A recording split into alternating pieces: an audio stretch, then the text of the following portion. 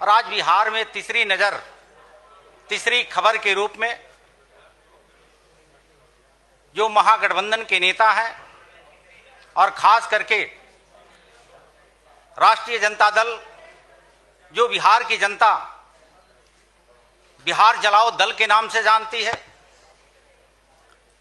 वो बिहार जलाओ दल जो राष्ट्रीय जनता दल के नेता श्रीमान लालू प्रसाद यादव जी के घर से निकलते हैं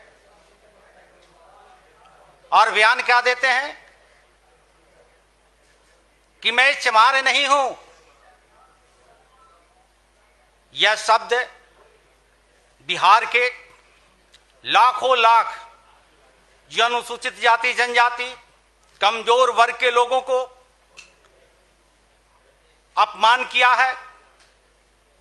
इस अपमान को लेकर के ये बिहार के कमजोर और अनुसूचित जाति खास करके रविदास समाज के लोग मर्माहित है। मैं उसी परिवार का बेटा और भाई होने के नाते आप लोगों के माध्यम से पूर्व मुख्यमंत्री श्री लालू प्रसाद यादव जी, पूर्व मुख्यमंत्री श्रीमती राबड़ी जी के राजकुमार पूर्व उप मुख्यमंत्री तेजस्वी जी का अब तक अधिकारिक कोई बयान नहीं आया, उनको माफी मांगना चाहिए।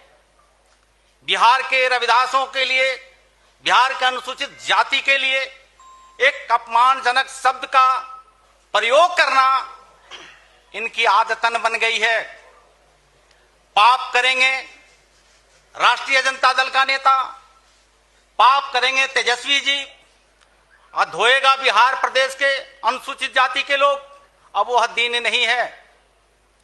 देश के यशस्वी प्रधानमंत्री नरेंद्र मोदी जी एक तरफ कमजोर समाज के लोगों को, जो चमार हो, दुसाध हो, डोम हो, धोबी हो, मुसहर हो, पासी हो, खटिक हो, खरवार हो, जिसको सपना दिखाया था दीनदयाल उपाध्याय जी, परम पूज्य बाबा साहब डॉक्टर बी.आर. अम्बेडकर जी ने, उस सपना को साकार नरेंद्र मोदी जी कर रहे हैं। एक तरफ बिहार में विपक्ष के नेता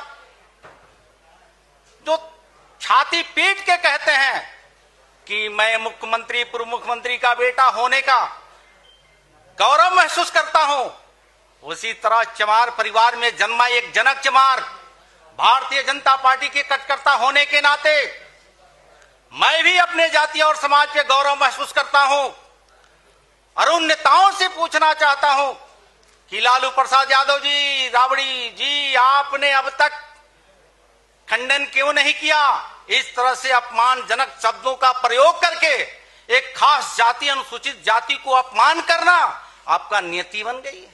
ये बिहार प्रदेश के अनुसूचित जाति रविदास भाई बर्दाश्त नहीं करेगा। अब वो दिन निकल गया, 90 दशक अब नहीं चल रहा है। देश और प्रदेश में सुशासन की सरकारें चल रही है।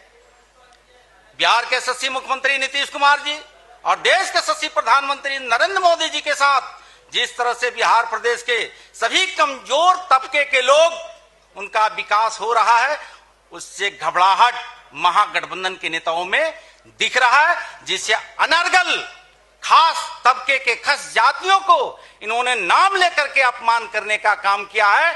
मैं बहुत पूरी तरह से उनकी बातों से असहमत हूं, अपमानित महसूस कर रहा हूं।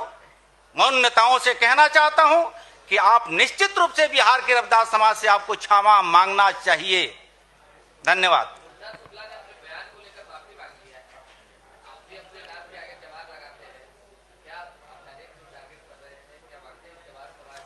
आपने देखा होगा, मैं किसी व्यक्ति का नहीं, महागठबंधन के नेता जो राज्य में वर्ग संघर्ष कराना उन लोगों को नियति रही है। 90 का दशक आप लोगों ने देखा होगा, लक्ष्मणपुर बातें हो, शिनारी कांड हो, वर्ग संघर्ष करवाना, अगड़ा पिछड़ा का नारा देना, खूनी संघर्ष करवाना उनकी नियति रही है। अब तो बिहार के लोग अमन चमन की जिंदगी जी रहा है, सुशासन की सरकारें चल रही है, डबल इंजन की सरकारें हैं। देश में सर्वमान्य नेता नरेंद्र मोदी जी, राज्य का सर्वमान्य नेता नीतीश कुमार जी, अब सुशासन की सरकार में आप जातीय उन्माद फैला करके एक खास विशेष वर्ग के जातियों को टारगेट करना, ये घबराहट नहीं तो और क्या है। आपको मालूम है कि बिहार के अनुसूचित जाति जनजाति के लोग अब आपके जातीय उन्माद में आने वाला नहीं है।